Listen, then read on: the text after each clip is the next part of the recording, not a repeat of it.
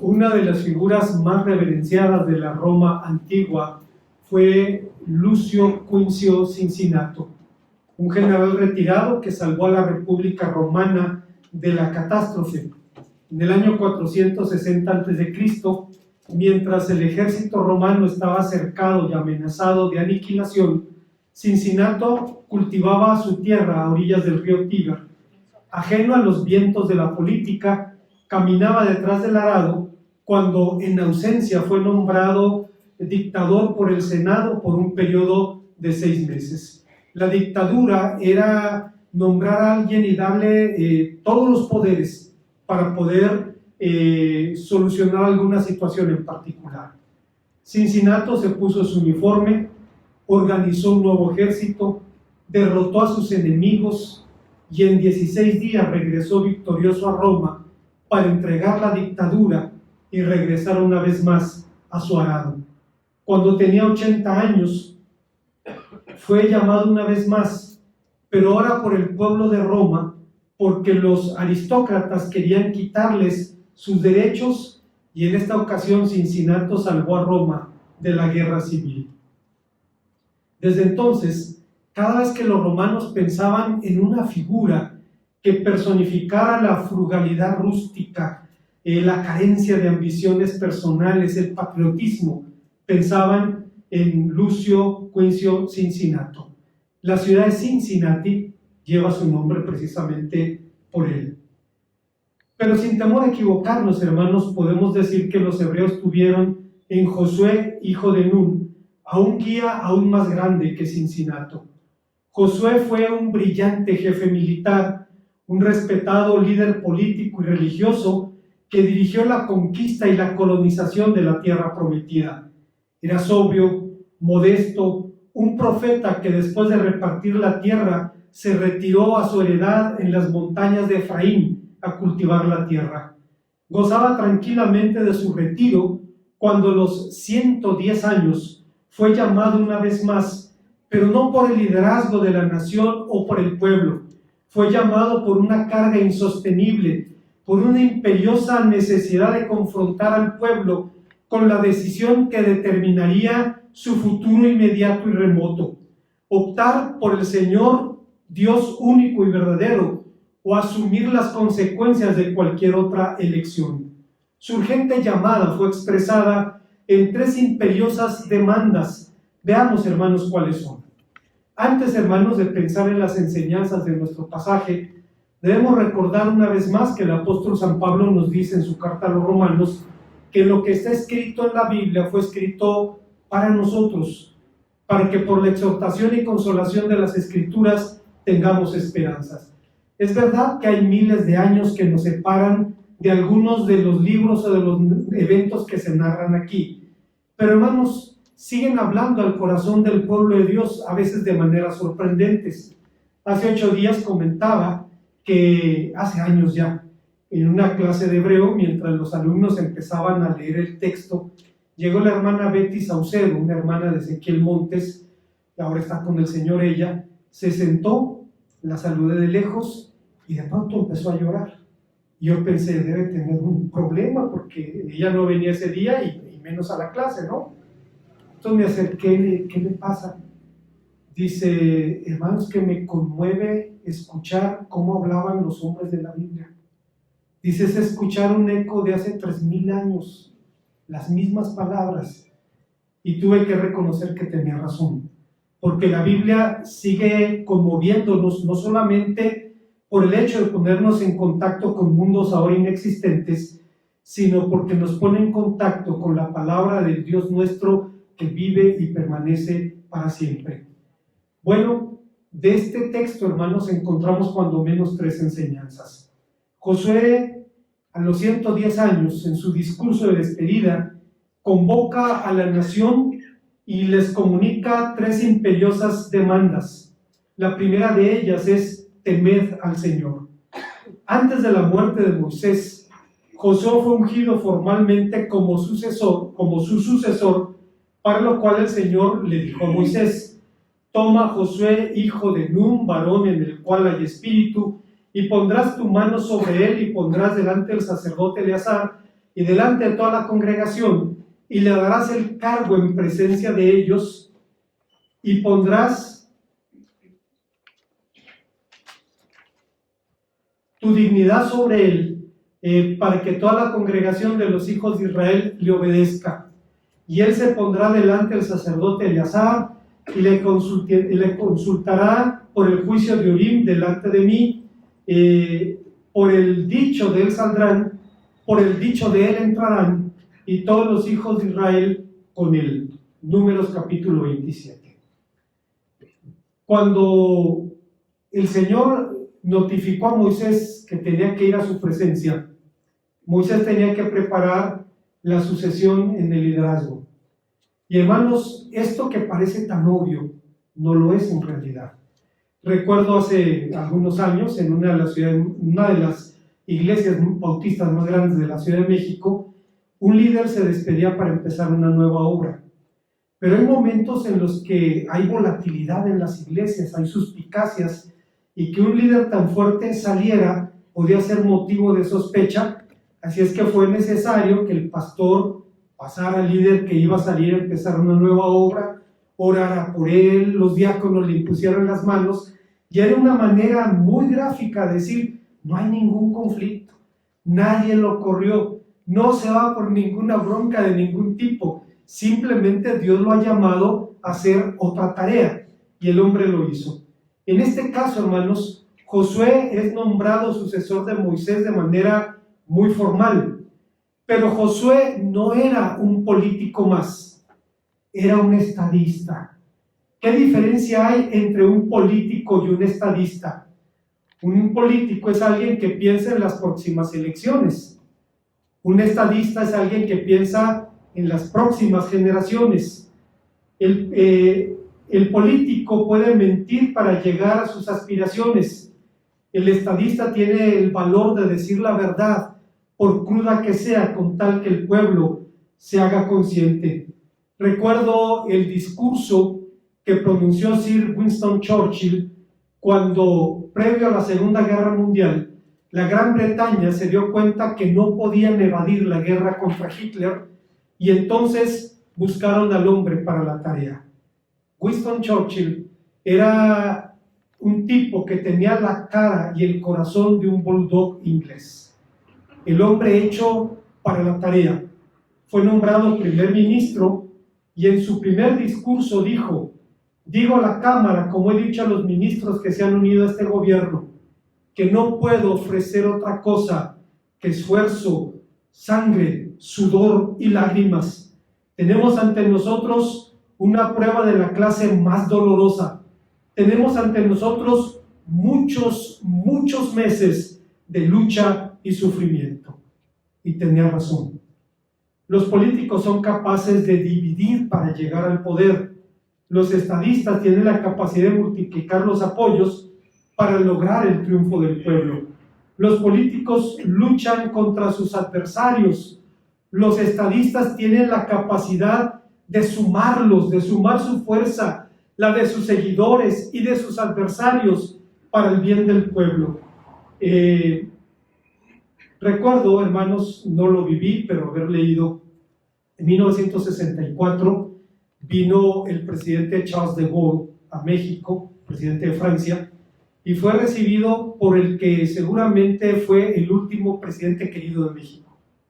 Pariente, por cierto, de mis hermanos Méndez, el señor Adolfo López Mateos. Cuando lo recibió el presidente, le preguntó el general de Gaulle al presidente López Mateos: señor presidente, ¿a usted lo quiere el pueblo? Sí, señor presidente, el pueblo me quiere. Y era cierto, hermanos, no era ostentación. Y le devolvió la cortesía. ¿A usted, señor de Gaulle, lo quieren los franceses? No, a mí no me quieren, a mí me necesitan. Los estadistas no son queridos, son necesitados. Y era el caso de Josué. Como el excepcional hombre de fe y de estado que fue, el profeta se preocupaba y se ocupaba en el futuro de Israel. No podía partir de este mundo sin la seguridad de un futuro cierto para el pueblo. Juan Calvino diría que la piadosa solicitud de Josué provee un ejemplo digno de ser imitado por aquellos que están cuidando a otros, porque así como un padre no puede ser considerado lo suficientemente cuidadoso si solo piensa en los intereses de sus hijos hasta el momento de su propia muerte, también los buenos gobernantes deben ver delante de modo que no solo dejen un estado bien organizado tras de sí, sino que fortalezcan y aseguren la existencia del país por un tiempo largo. Pero Josué sabía que la esperanza de Israel no estaba en una política sabia o en una administración justa. Sabía que estaba en la obediencia a Dios. Para Josué, la obediencia era tan solo la expresión del temor del Señor, lo que nos lleva a preguntarnos ¿qué es el temor del Señor? Lo primero que debemos recordar cuando hablamos de este asunto es que el temor de Dios es un mandamiento. La palabra de Dios dice claramente: ahora Israel, ¿qué pide el Señor de ti? Sino que temas al Señor tu Dios. Deuteronomio capítulo 6, versículo 12.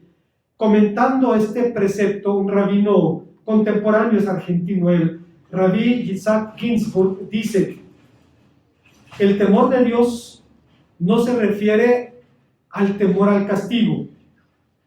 Aunque el temor al castigo sea útil como método represor para alejarnos de las transgresiones en contra de Dios en los momentos de inmadurez espiritual, cuando no se puede despertar una motivación más profunda, el temor al castigo no se considera, sin embargo, una forma de servicio a Dios, porque si solo cumplimos con la ley para evitar el castigo, no estamos cumpliéndola en aras de Dios, sino en aras de nuestro propio interés. El verdadero temor de Dios está basado en el temor de cortar nuestro lazo de amor con Él, nuestro pacto matrimonial con Él. De esta manera, el temor surge naturalmente del precepto de amarlo. Si amamos a Dios verdaderamente, temeremos hacer cualquier cosa que pueda separarnos de Él. El temor mantiene nuestra conciencia concentrada en Dios y nos previene de hacer cosas que prohíbe la ley. Lo que este hombre está diciendo es que, y como veremos después, efectivamente el temor puede tener también una dimensión negativa, miedo al castigo. Pero hermanos, el temor del que habla la palabra de Dios es el temor reverente, el miedo a ofender, el miedo a que algo pueda hacer cambiar su corazón o su actitud para con nosotros. Aunque temor puede significar tanto terror como honor y sumisión, es claro que la única actitud adecuada delante de Dios es el respeto, la reverencia y el sobrecogimiento. Los sabios de Israel dicen, y es un pensamiento muy interesante: todas las cosas están en las manos de Dios excepto el temor de Dios. Lo que están diciendo, en otras palabras, es que el temor de Dios es nuestra respuesta. Es la manera o la actitud con la que respondemos a su naturaleza y a sus hechos poderosos. La persona que teme al Señor oirá su palabra y la obedecerá. No intentará provocar a Dios con la desobediencia o jugando con el pecado. El temor no santo lleva a las personas a huir de Dios, mientras que el temor santo los lleva a doblar sus rodillas en amorosa sumisión a Él. Lo admirable, hermanos, acerca del temor de Dios es que cuando alguien teme a Dios, ya no le teme a nada. Pero cuando alguien no le teme a Dios, le teme hasta su propia sombra. Se dice que el que no se hinca delante de Dios se hinca delante de cosas absurdas. El que teme a Dios ya no le teme a nada. No es el caso, pero recuerdo a un hermano, vino de Chihuahua a trabajar a Querétaro y estuvo trabajando bien durante varios años hasta que le cambiaron de jefe. Y su jefe le dijo cuando lo conoció: me caes gordo y te voy a correr. Oye, pero ¿por qué no? Porque me caes gordo, porque te voy a correr. Y el hermano le dice, mira, Dios me trajo aquí. Si Dios quiere que me vaya, me voy a ir aunque yo no quiera. Pero si Dios quiere que me quede, me voy a quedar aunque tú no quieras. El hombre se carcajeó. Vamos a ver. Pues vamos a ver. Dice, a los 8 días corrieron al jefe. Dice, yo pude ver, cuando estás en las manos de Dios no le temes a nada. Al único que le temes es al pecado, a romper tu relación con Él. Hay una segunda enseñanza, hermanos, en el pasaje. Josué llama a la nación con un segundo llamado urgente, y lo llama a servir a Dios con integridad y fidelidad. No es el tema, pero en otras ocasiones hemos dicho que la lengua hebrea es como un maratonista africano. Cuando usted ve un maratonista africano, son impresionantes, son superhumanos. Hace tiempo le pregunté a una chica de la iglesia, ¿te gustan los negros? Me dice, sí, le dije, es que son superhumanos. Porque ella tiene en su ambiente, convive mucho con atletas afrodescendientes. Le digo, no te culpo, son impresionantes. Altos, espigados, ni una onza de grasa. Pura fibra, puro músculo. Así es la lengua del Antiguo Testamento. Con solo 2 tiempos gramaticales. Con 400 raíces. Comunica la verdad divina a los hombres. Decimos esto en función de nuestra necesidad de entender el llamado de Josué al servicio exclusivo. Servir aquí es un concepto más relacional que funcional. No describe esencialmente actos de asistencia personal, no tiene un sentido ministerial, como cuando, por ejemplo, se habla de un pastor que tiene 40 años de ministerio. Tampoco describe los actos del culto, pues aunque en la Biblia el servicio en la Biblia el culto es llamado servicio, realmente el culto no es algo esencialmente litúrgico ni ritual. Podemos recordar, hermanos, al profeta Isaías, allá en el capítulo 29, versículo 13 de su profecía, quien nos dice que en los hechos podemos separar el culto de la adoración. Dice, este pueblo de labios me honra, pero su corazón está lejos de mí. Y mi temor es un mandamiento enseñado por los hombres. Podemos hacer eso. Servir significa optar por el Señor, reconocerlo como Dios, declararlo la razón y la meta del culto y de la vida misma. Esa fue justamente la demanda de Josué en el texto que nos ocupa. Tenía 110 años, era su discurso de despedida y confronta a la nación y le dice, y si mal os parece servir al Señor, escogeos hoy a quien sirváis, si a los dioses a quienes sirvieron vuestros padres cuando estaban al otro lado del río, o a los dioses de los cananeos en cuya tierra habitáis, pero yo y mi casa serviremos al Señor. Creo que podemos tener una idea más o menos clara de lo que se demandaba aquí a Israel. No es difícil, hermanos, ver las flaquezas de ese pueblo. Es muy fácil ver la paja en el ojo ajeno, y a menos que echemos mano del espejo de la palabra, nuestro ojo no puede verse el mismo.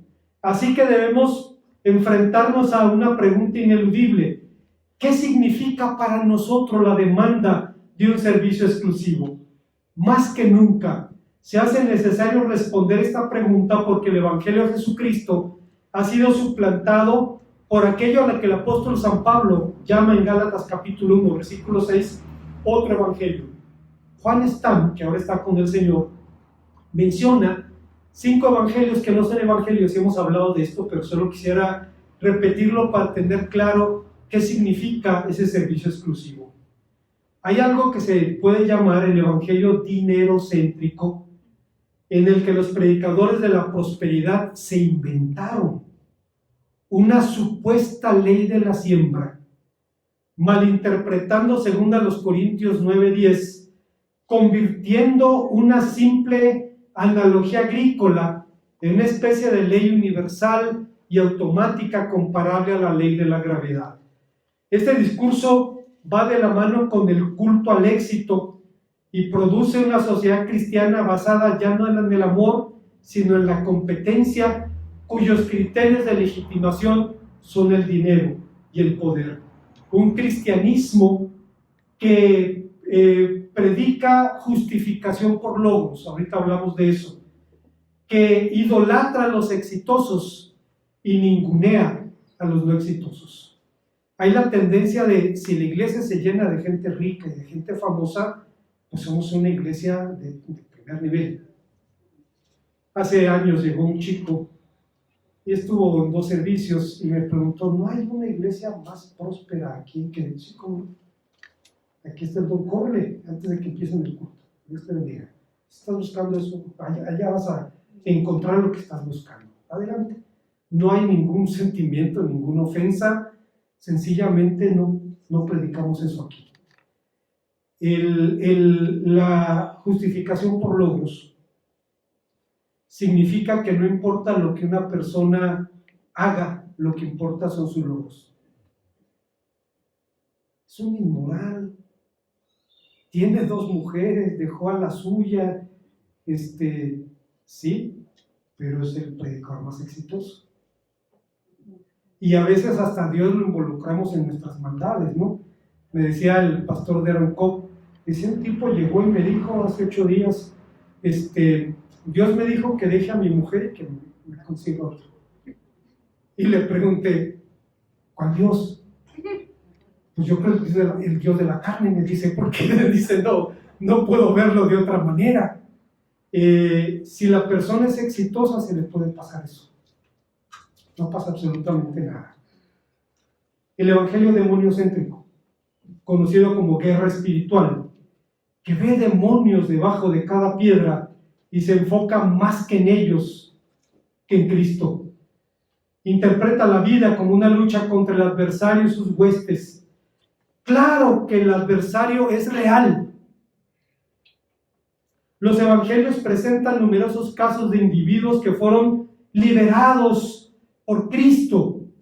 Eso es cierto, pero no es central en el evangelio y no puede serlo en nuestra experiencia de fe. A esos poderes, decía Barth, hay que verlos con el rabillo del ojo.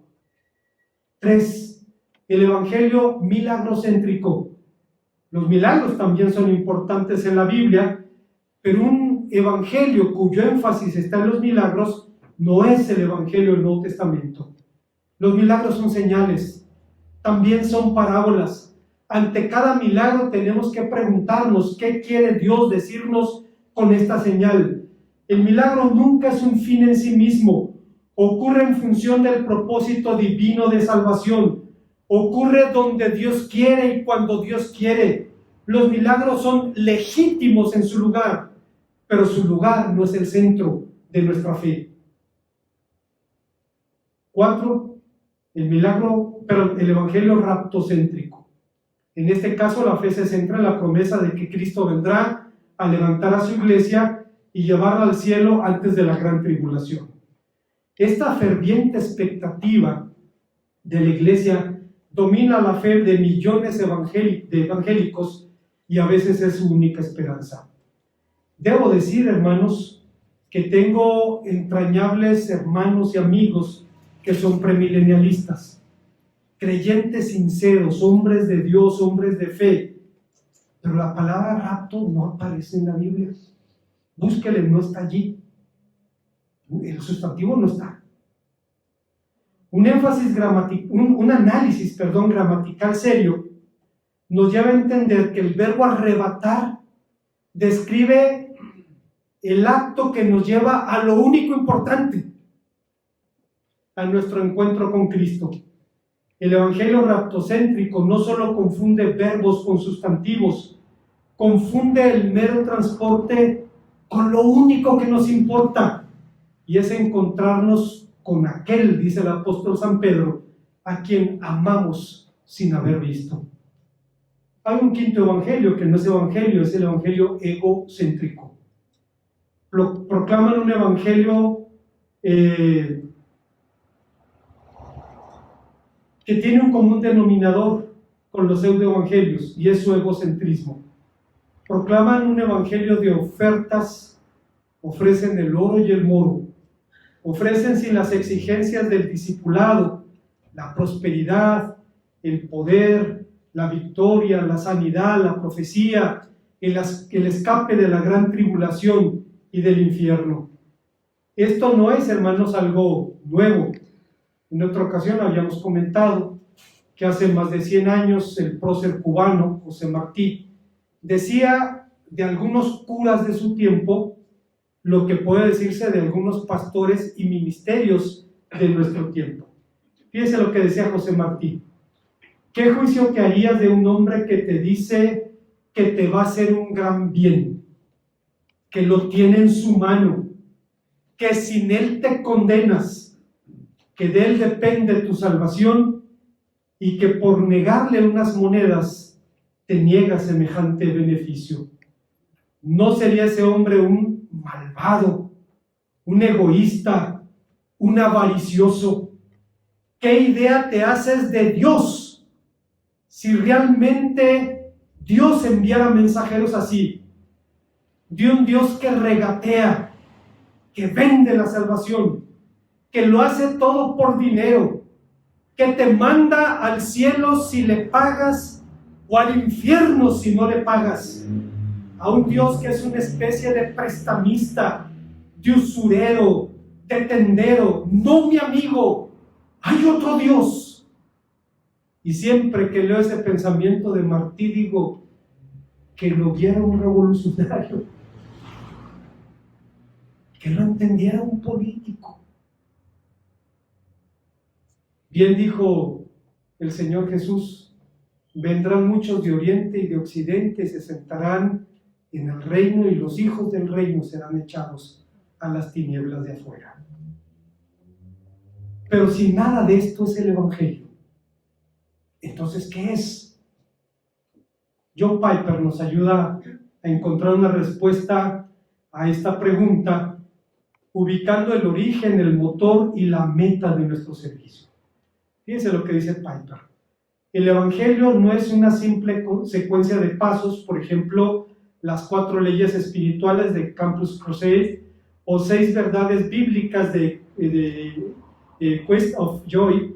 Dice, eso es esencial, pero no convierte al evangelio en buenas noticias. Lo que lo convierte en buenas noticias es que nos conecta con las inescrutables riquezas de Cristo. No hay nada en sí mismo que haga que el perdón del pecado sea una buena noticia, porque podemos ser perdonados en la corte y asesinados en la calle. Todo depende de dónde nos conduce esto. Podemos salir declarados inocentes en la corte y ser asesinados en la calle. El perdón podría llevarnos al gozo o no. Podría no hacerlo también. Incluso el escape del infierno podría no ser una buena noticia si encontramos que el cielo es terriblemente aburrido. Ni siquiera la justificación sería una buena noticia. La pregunta es, ¿a dónde nos conducen? El que la justificación sea una buena noticia depende del premio que recibimos por nuestra justicia imputada. No es nuestra. Cristo nos la dio. ¿Y a dónde nos lleva eso? ¿Qué es lo que recibimos al ser considerados justos en Cristo? La respuesta es la comunión con Jesús. El perdón y la justicia o justificación de los pecados son buena noticia porque eliminan los obstáculos hacia la única, perdurable y totalmente satisfactoria fuente de gozo, que es Jesucristo. Jesucristo no es un mero medio para nuestra salvación de la condenación, es el objeto de nuestra salvación. No, si no fuera satisfactorio estar con Él, no hay salvación. Él no solamente es la cuerda que nos saca de las olas peligrosas, Él es la playa sólida bajo nuestros pies, el aire para nuestros pulmones, el latido de nuestros corazones, el sol tibio sobre nuestra piel, la canción en nuestros oídos y los brazos de nuestros seres amados. A final de cuentas, el Evangelio es eso. Hay una tercera y última enseñanza. La palabra de Dios nos enseña que Josué llamó a la nación a quitar de en medio de ellos a todo Dios falso. Por todo lo anterior, la llamada de Josué a desechar todo Dios falso es tan apremiante entonces como ahora. Por Dios falso no queremos decir simplemente imágenes u objetos de culto. Hay ídolos más peligrosos que un pedazo de yeso o una impresión de papel. El ídolo puede ser incluso secular o religioso. Puede venir de un mundo con dioses o de un mundo sin dioses, pero su función siempre será la misma, y es servir como supremo integrador de la vida, como razón y meta de la existencia. Puede encarnarse en las obras de la creación, o puede personificarse en el deporte, las adicciones, la familia, el sexo, el trabajo, los bienes materiales, etc. Y puede convertirse en nuestro Señor de forma imperceptible. ¿Cómo saberlo? Pues es muy fácil. Si fuera de Dios, algo o alguien domina mis pensamientos, mi corazón y mi voluntad, ese es mi Señor. Así de sencillo. Pues cuando alguien opta por otro amor, deja de escuchar la voz de Dios, de creer en sus promesas y obedecer sus demandas. Agustín de Hipona decía: en esta vida toda tentación es una lucha entre dos amores, el amor al mundo o el amor a Dios. El que venza de los dos atraerá como por la gravedad a su amado. A Dios llegamos por el afecto, no con alas o con pies, y al contrario, nos atan a la tierra los afectos contrarios, no nudos o cadenas corporales. Cristo vino a cambiar el amor y a hacer de un amante de la tierra un amante de la vida celestial. Cuando Agustín decía esto, hermanos, lo decía por experiencia propia. Antes de que su madre muriera, Mónica, su madre, oró por él, por su conversión, años. Él vivía de manera disipada y llegó el momento en que ya no podían convivir, porque la mamá siempre tocaba el tema y el hijo siempre se enojaba por eso. Llegó el momento en que ya casi no comían juntos. Ustedes saben la historia. Y un día Mónica soñó que estaba llorando y llega un ángel y le dice: ¿por qué lloras? Por mi hijo. Dice: no, mira, está junto a ti. Y dice que lo vio a su lado y entendió que Dios le decía: va a llegar a mis caminos, y vaya que lo hizo, vaya que lo hizo. Años después, ella le dijo: lo único que me ataba a esta vida era verte cristiano. Dice: no hay nada que el mundo me ofrezca que me haga anhelar quedarme aquí. Si yo solo anhelo estar con el Señor. Y cuando Agustín hablaba de su conversión, dice algo tremendo, hermanos. Dice que Dios quitó las pasiones de su corazón. Dice: pero no solo las sacaste, sino entraste tú. Dice: y ahora solo me gusta hablar de ti. Hace años un hermano en el grupo de varones decía que algo que les desconcertaba de los creyentes viejos en el movimiento donde él conoció el Evangelio es que no había una palabra en la que no estuviera Dios. No había una referencia, una idea, un pensamiento en el que no se apelara a la palabra de Dios. Dice: no estoy seguro de cuán buena pudiera ser su hermenéutica, su interpretación. Dice: pero Dios estaba en su vida. Y dice: y como no era mi caso, dice este hermano, yo me preguntaba, ¿qué se sentirá vivir así? Bueno, Agustín de Hipona lo dice: cuando optamos por otro amor, Bonhoeffer dice que por apremiante que sea el llamado de Jesús, rebota, no consiguen entrar en el corazón del hombre porque está cerrado y ya pertenece a otro. Cuando alguien toma una decisión, una hija se encapricha con casarse con quien no debe, hermano, ni las palabras, ni las lágrimas, ni las amenazas, nada va a cambiar su corazón. Estás desobedeciendo a Dios, no va a cambiar su decisión. Bonhoeffer dice: por apremiante que sea el llamado de Cristo, rebota, no consigue entrar porque el corazón está cerrado, porque ya le pertenece a otro. Son palabras muy duras que nos describen, que describen nuestra condición. Es necesario elegir a Dios y actuar en consecuencia, porque hoy día existe una clara tendencia a desplazar a Dios del corazón del Evangelio para colocar al hombre en su lugar, de cambiar el Evangelio cristocéntrico por un Evangelio interesado y comprometido ya no en genuinas necesidades humanas, sino en sus sentimientos, fantasías, ambiciones.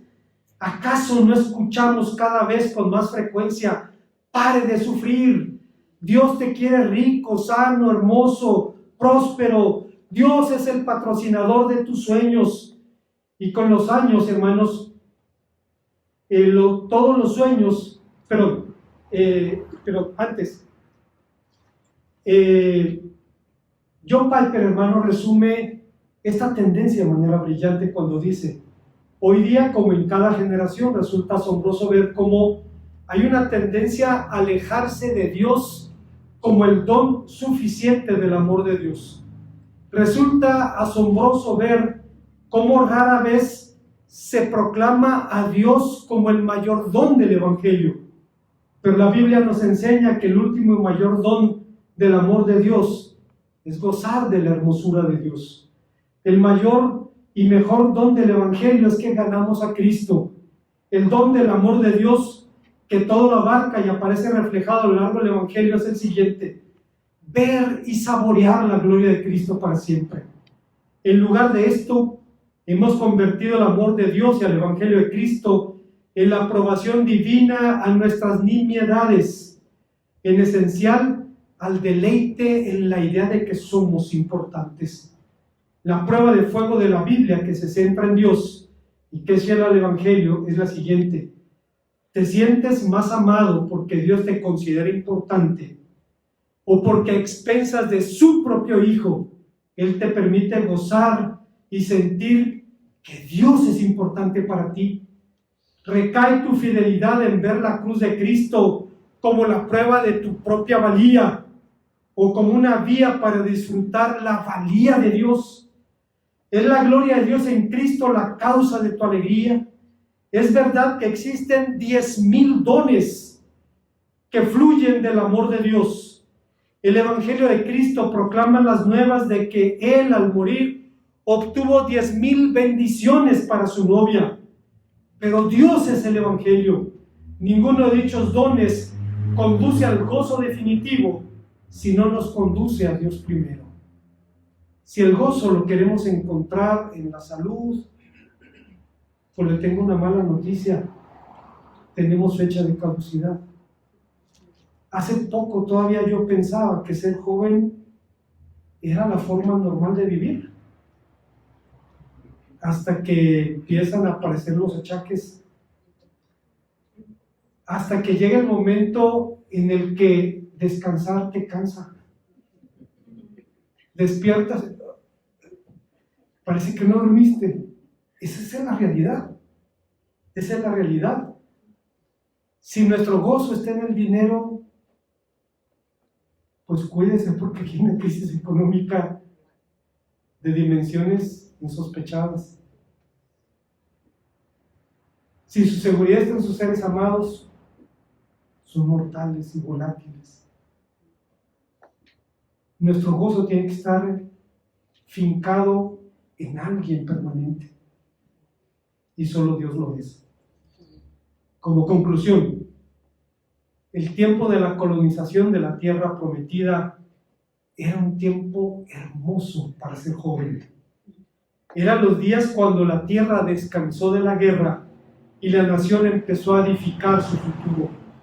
Los hijos de Israel empezaron a disfrutar casas llenas que no llenaron, cisternas cavadas que no cavaron, olivos plantados que no plantaron. Era el mejor tiempo para ser joven, tener visiones y para que los ancianos soñaran sueños. Pero en ese día, en ese tiempo, había también en Israel un hombre muy anciano, el doble de viejo que el más viejo en el pueblo, que tenía trastornos del sueño. Con los años los tenemos. Si usted no lo sabe, le felicito, pero tengo una noticia. La idea de poder dormir 8 horas ininterrumpidas no lo va a acompañar toda su vida. Hay una etapa en la que a una hora en particular usted despierta. Y puede desesperarse porque dicen 2 o 3 horas tengo que levantarme para ir a trabajar.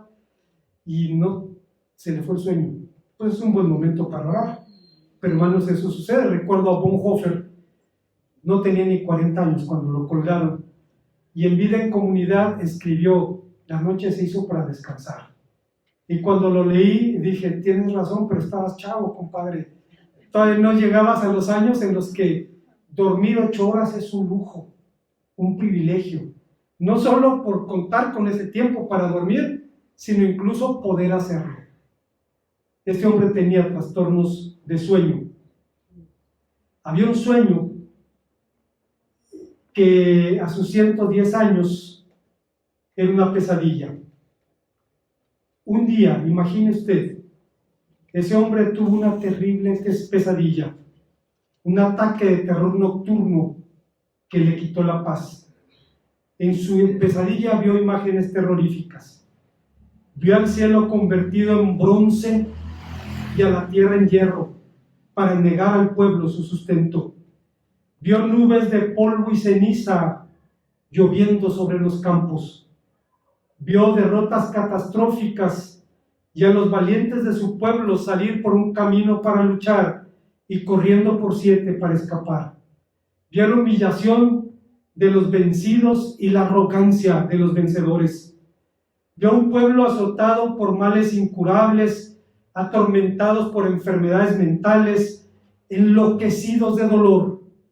Vio a su pueblo oprimido, saqueado, despojado incluso de la esperanza de redención. Vio que los olivos tiraban su fruto antes de tiempo. Vio a sus hermanos despojados de sus bienes, de sus casas, de sus animales, de sus mujeres, que sus hijos fueron entregados a la cautividad y a la adoración de la piedra y del palo. Vio a los novios vestidos de gala y a las novias siendo forzadas por extraños. Vio a los pueblos de la tierra burlándose del suyo y haciendo suyo, haciendo a su desgracia motivo de sus refranes y de sus burlas. Vio a sus hermanos saliendo de una tierra con yugos de hierro en los cuellos, marchando al destierro del que nunca regresarían. Vio hombres construyendo casas que serían habitadas por extranjeros, plantando viñas que serían disfrutadas por extraños, ciudades sitiadas, a sus moradores enloquecidos de hambre, comiendo a sus propios hijos y devorando en oscuridad al recién nacido. Vio a su pueblo convertido en terror, en burla y en espanto de todos los pueblos. Eran imágenes apocalípticas. Era como si la tapa del infierno se hubiera levantado ante los ojos de este anciano. Pero su visión no venía de una psicosis inducida o un tráiler de la Divina Comedia. No era la aterradora arenga de un vendedor de indulgencias. Era la visión, no era tampoco una visión aterradora del infierno de Dante.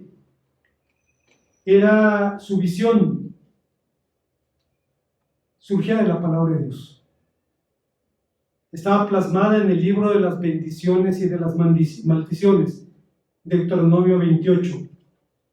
No es extraño que este libro plantee un virtual ultimátum al pueblo. Pongo hoy al cielo y a la tierra contra ti, de que te he dado a elegir entre la vida y la muerte, entre la bendición y la maldición. Escoge pues la vida, para que vivas tú, tus hijos, amando al Señor tu Dios, obedeciéndole y siéndole fiel, porque Él depende de tu vida y por Él vivirás mucho tiempo del territorio que el Señor tu Dios juró a tus padres Abraham, Isaac y Jacob. Deuteronomio capítulo 30, versículos 19 y 20. Josué nunca olvidó las palabras de este libro. Las había leído durante toda su vida. Seguramente las conocía de memoria, pero cuando el fin de sus días se acercaba, el peso del libro se agravó en su corazón. Hay momentos en la vida en los que la palabra cobra vigencia, en los que, como dice la Biblia, Dios hace despertar nuestro espíritu, y creo que fue lo que sucedió con Josué. En esos días nadie pensaba en tragedias, nadie pensaba en maldiciones. Eran días de alegría, eran tiempo para soñar. Era el tiempo cuando la antigua raza de esclavos se regodeaba en una prosperidad desconocida hasta entonces. Y Josué convocó a la nación para hacerle la última llamada, para advertirle del futuro que le esperaba si se apartaban del Dios único y verdadero. Lo más terrible, hermanos, es que eso sucedió. El historiador judío Flavio Josefo cuenta que en el sitio de Jerusalén, en el año 70, la gente enloquecía de hambre. Y una banda de hombres desesperados buscaba comida en las calles. Ya no había ni perros, ni gatos, ni ratas, se había acabado todo. Los romanos estaban sitiando Jerusalén y percibieron el olor de carne en descomposición en una casa. Tiraron la puerta y encontraron a una mujer comiéndose a su propio hijo. Y les dijo: ya comí mi mitad. Dice que los hombres se rasgaron las vestiduras. Dice, porque sabían el significado de esa visión. No solo era una situación terrible, sino se ha cumplido la palabra de Dios. Algo que me conmueve, hermanos, y me conmueve porque tomo este llamado para mí, es que Dios dice: escoge pues la vida para que seas prosperado, para que vivas largos días. Y cuando veo eso, hermanos, veo el infinito amor de nuestro Dios. Que la palabra de Dios haga en nuestros corazones aquello para lo cual la envía. Oremos al Señor. Gracias, Padre Santo, una vez más, porque nos permites venir a tu palabra y encontrar un testimonio de tu inmenso amor. En medio de las advertencias de tu juicio, un testimonio de una gracia que no termina. Bendito seas por esto. En Cristo Jesús.